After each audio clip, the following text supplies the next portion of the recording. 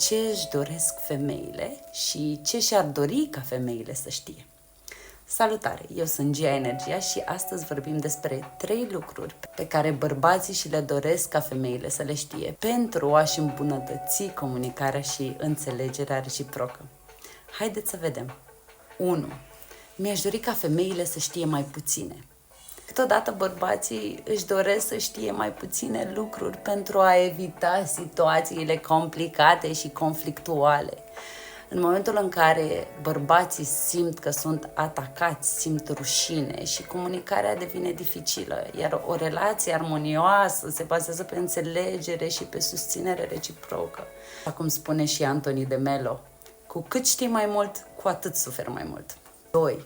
Mi-aș dori ca femeile să știe că ne pot face să ne simțim foarte prost.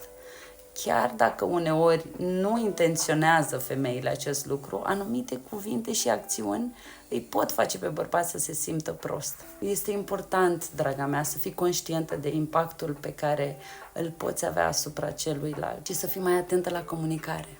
3. Mi-aș dori ca femeile să știe că ne dăm interesul, dar socoteala din târg nu e cea de acasă. Noi, femeile, ne străduim să facem totul bine, din dorința de a controla și a fi perfecte, însă nici ale noastre socoteli nu ies așa cum ne dorim. Așadar, este esențial să recunoaștem și efortul bărbaților pe care îl depun, chiar dacă rezultatele nu sunt mereu perfecte. Dacă ți-a plăcut acest video, nu uita să-i dai like și să te abonezi la acest canal pentru a primi mai multe sfaturi utile. Lasă-mi și tu un comentariu și spune-mi ce crezi despre ceea ce bărbații își doresc și ce ți-ai dorit tu ca femeie, ca bărbatul să știe. Te pup, te iubesc și ne vedem în video următor.